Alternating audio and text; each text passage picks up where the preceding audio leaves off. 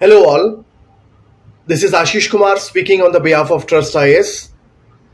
Here I am to discuss with you some of the important topics which you can expect as a question in the upcoming preliminary examination of 2022. मैं कुछ topics discuss करूंगा जो मुझे लगता है कि 2022 वाले प्रीलिम्स में आ सकते हैं या उसके लिए इंपॉर्टेंट है. But I just want to give you you can say warning or a caution that UPSC is quite an unpredictable organization regarding setting the questions for the examinations. So even when we expect that these questions can come, they may not come, and what we may not expect may come. तो जरूरी नहीं ये question आए और जो question हम expect करते हैं कभी कभी वो नहीं आते और वाइस वर्सा भी होता है. मगर फिर भी इसका मतलब ये भी नहीं है कि हम पूरा कोर्स कवर नहीं करेंगे. हमें पूरा कोर्स कवर करना है मगर इन टॉपिक्स के ऊपर खास ध्यान देना है. यही पर्पस है इस वीडियो का. इसका मतलब ये बिल्कुल भी नहीं है कि आपको सिर्फ यही पढ़ना है और कुछ नहीं पढ़ना है. मैं फिर रिपीट कर रहा हूं, आपको पूरा कोर्स कवर करके जाना चाहिए. मगर हाँ, इन केस आपको कुछ छोड़ना भी पड़े तो इन टॉपिक्स को मत छोड़िएगा, क्योंकि कहीं ना कहीं ये न्यूज में थे या कोई रीजन है जो ये इंपॉर्टेंट है इस वाले एग्जाम के लिए. सबसे पहले topic number 1, president and vice president. उसमें भी इलेक्शंस पर्टिकुलरली इंपॉर्टेंट है.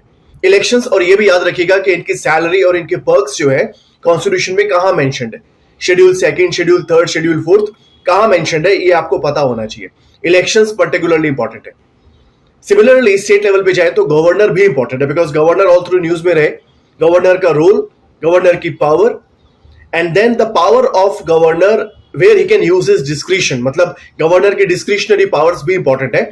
Particularly the power given in article 201 where he can send a bill passed by the state legislature for the consideration of the president. साथ ही में local government भी important है. Local government में particularly 73rd और 74th amendment act, because they were passed in 1992. मतलब 73rd amendment act 1992, 74th amendment act 1992. तो उसको 30 साल हो जाएंगे और इस वजह से लोकल गवर्नमेंट भी इंपॉर्टेंट है. लोकल गवर्नमेंट में पर्टिकुलरली जो रिजर्वेशन प्रोवाइड किया जा सकता है आप उसको जरूर पढ़ के जाइएगा, बिकॉज वो ऑल थ्रू कंट्रोवर्सी में रहा है, ऑल थ्रू न्यूज में भी रहा है.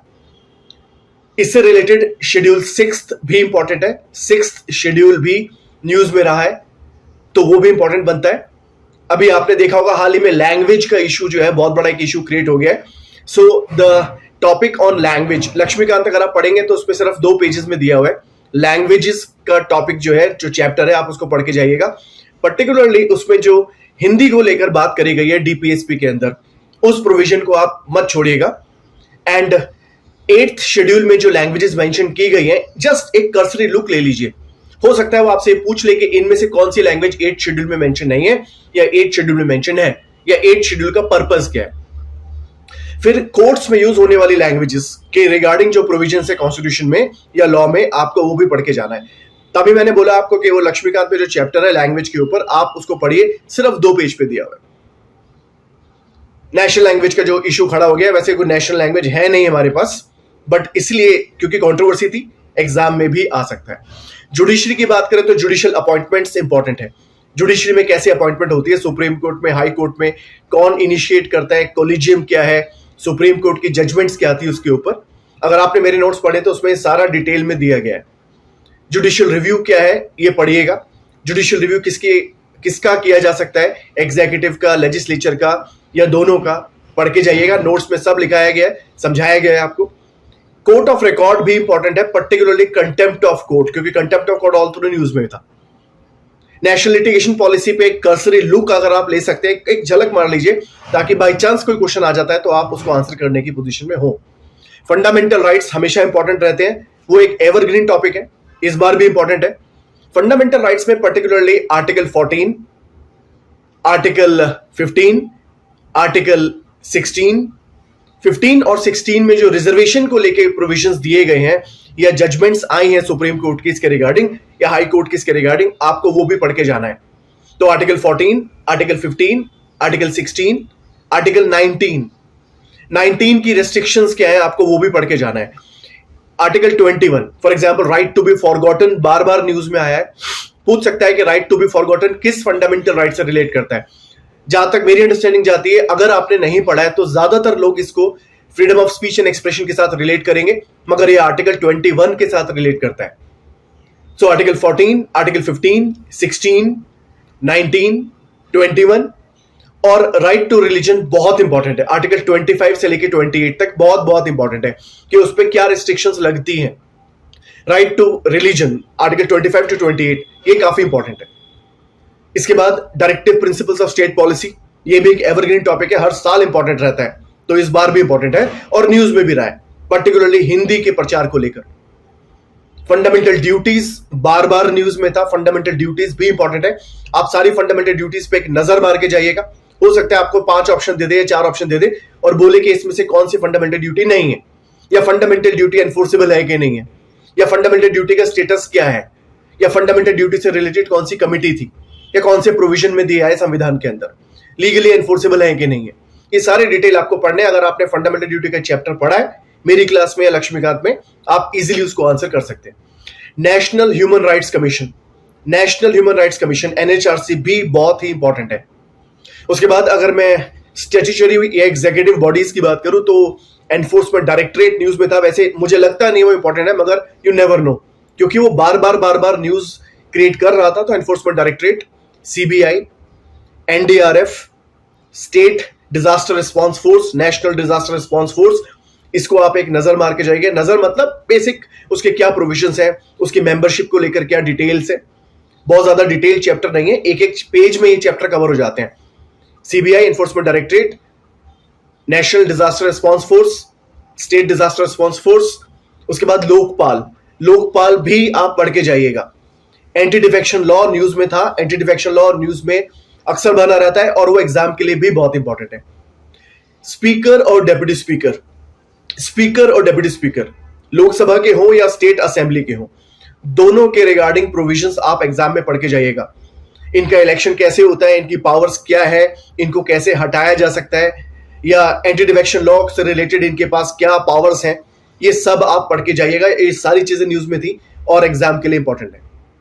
National commission on scheduled tribes, national commission on scheduled tribes और नेशनल कमीशन ऑन माइनॉरिटीज, ये दो भी बॉडीज हैं जो आपको पढ़नी है। कोऑपरेटिव्स एक बहुत ही इंपॉर्टेंट एरिया है। देखिए मैंने बार बार बोला आपको, क्वेश्चन हो सकता है ना भी आए, मगर फिर भी हमें पढ़ के जाना है बिकॉज किसी रीजन से वो इंपॉर्टेंट है। कोऑपरेटिव से रिलेटेड प्रोविजन आपको पढ़ने हैं, लक्ष्मीकांत में भी दिया हुआ है, चैप्टर पूरा दिया है, 2 या 3 पेजेस में उसको कवर किया गया है। कॉन्स्टिट्यूशन में कोऑपरेटिव्स को लेकर क्या प्रोविजन प्रोवाइड कराए गए हैं, पार्ट 9B फंडामेंटल राइट से भी रिलेट करता है, article 19 clause 1 sub clause C।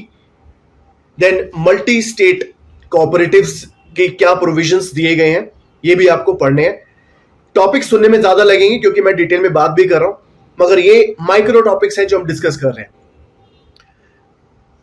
All India services क्या है, ऑल इंडिया सर्विसेज क्यों बनाई जाती हैं, कितनी ऑल इंडिया सर्विसेज हैं, उनके अपॉइंटिंग अथॉरिटी कौन है, उनको रिमूव कैसे किया जा सकता है, article 311 of the Indian constitution 311, इसको भी आपको पढ़ के जाना है एग्जाम के अंदर।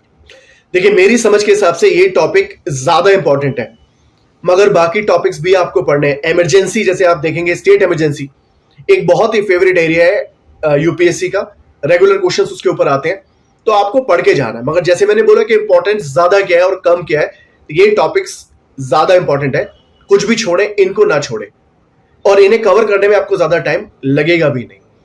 इन केस मुझे लगा कि कोई और टॉपिक भी है जो हम इंपॉर्टेंट ऐड कर सकते हैं अपने लिस्ट के अंदर, तो मैं एक और वीडियो में 2 या 3 टॉपिक ही होंगे, ज्यादा नहीं होंगे, मैं आपको शेयर करूंगा वो टॉपिक्स, आपको उसको भी पढ़ के जाना है।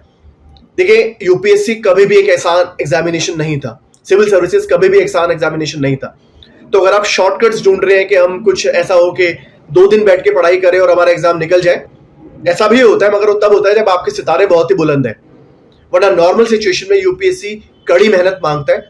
तो अगर आपको ये लगता है कि 15-16 टॉपिक कौन पढ़ेगा बैठ के, तो फिर थोड़ा सा मुश्किल हो सकता है, मगर ये इंपॉर्टेंट होने के नाते आपकी तैयारी में आपको मदद जरूर करेगी। इसके अलावा भी कुछ चीजें हैं जो प्रिलिमिनरी एग्जाम को लेकर मुझे आपके साथ शेयर करनी है। With the time I will bring more videos, just keep following them, and in case आपको लगता है आपको फ्रेंड्स को भी ये लिस्ट या टॉपिक्स शेयर करने चाहिए तो आप उनके साथ भी शेयर कीजिएगा। Good luck to all of you, do well in examination. I will come up with more videos regarding the upcoming preliminary exam. Do well. Thank you very much.